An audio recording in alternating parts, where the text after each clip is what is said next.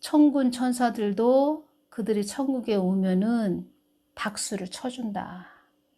또 그들의 상급은 번쩍번쩍하는 휘황찬란한, 눈이 막 부셔가지고 제대로 볼 수 없는 하나님의 영광이 드러나는 그런 옷을 상급으로 받게 된다. 이런 말씀을 해주셨습니다. 다니엘 12장 3절, 지혜 있는 자는 궁창의 빛과 같이 빛날 것이요 많은 사람을 옳은 대로 돌아오게 한 자는 별과 같이 영원토록 비추리라. 이 말씀을 주신 것입니다. 일반 성도들은 예수님을 영접기도 하고 그 마음에 품고 간 자는 천국, 낙원 다 올라갈 수 있습니다. 그런데 주의 종들 사역자들은 하나님 말씀을 순종하지 않았고 그 하나님을 또 잘못 전했고 자기 생각대로 전하고 이상야릇하게 전한 그런 자들은 지옥으로 떨어진다는 것입니다. 그래서 어설프게 올 것 같으면 아예 오지 말아라 이렇게 말씀하신 것입니다. 그리고 하나님이 세우시는 그런 자들은, 하나님이 세우시는 참 선지자 이런 자들은 또 하나님의 그 계획 안에 있는 그런 자들 있지요. 세우시고자 하시는 그런 자들은 사명이 있는 자들이겠지요. 그런 자들은 만세전에 택한 그런 자들, 이 땅에서 제가 어떠한 자를 이렇게 기도했는데 어떤 말씀을 주셨냐면 이 한국 땅에 구원받아야 할 영혼을 그 아들에게 내가 많이 붙여줄 거다. 그리고 붙여줄 거다 이 말씀하셨고 붙여줄 그 영혼들이 많이 있다. 그 말은 무슨 뜻이냐면 그 아들이 사명자라는 것입니다. 사명자의 길을 가야 된다는 것입니다. 조금 어려움을 당해서 내가 어디 가서 기도를 받았더니 당신은 신학을 해야 된다. 제3자로 그냥 해야 된다. 이런 이야기 듣고 그러면 나 신학해야 되겠네 하면서 그냥 아무 의무감도 없고 영혼 사랑하는 마음도 없고 내가 너무 환경이 어렵고 힘들고 세상 말로 되는 일도 없고 모든 것이 어렵고 힘드니까 그러면 나는 주의 길 가야 되나? 그러면서 사람 말 듣고 가는 그런 자가 아닌 정말 그 사명자인 그 아들한테 만세전에 택한 자이고 참 선지자로 사용할 것이고 또 이 한국 땅에 그 아들을 통해서 구원받아야 될 그런 영혼들이 있고 그런 자이기 때문에 내가 그 아들에게 직접 말을 해줄 것이다. 그 아들에게 직접 말을 해줄 것이다. 이런 말씀을 하셨다는 것입니다.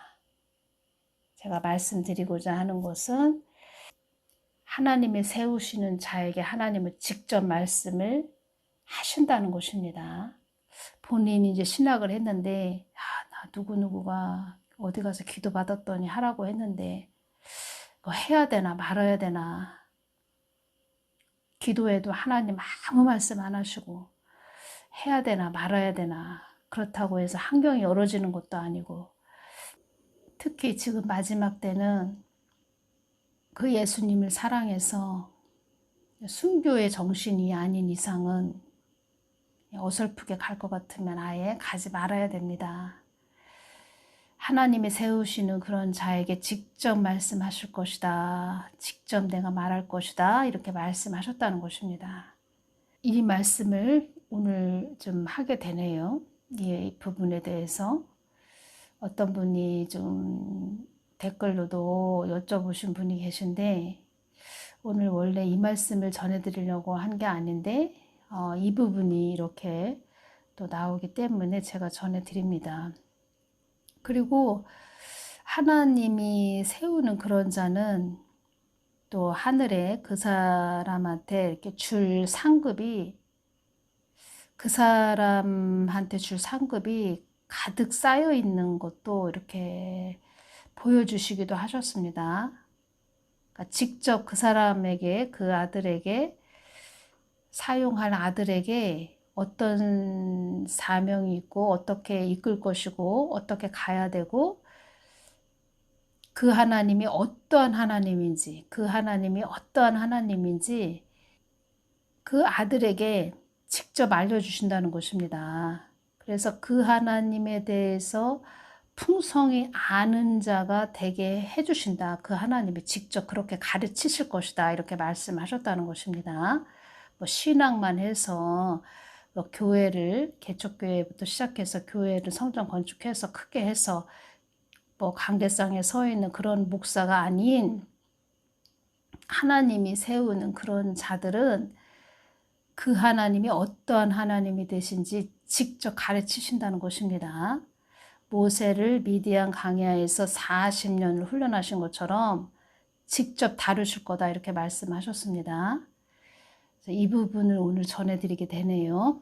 이런 부분으로 좀 들으실 분이 계신 것 같습니다. 저의 동영상으로.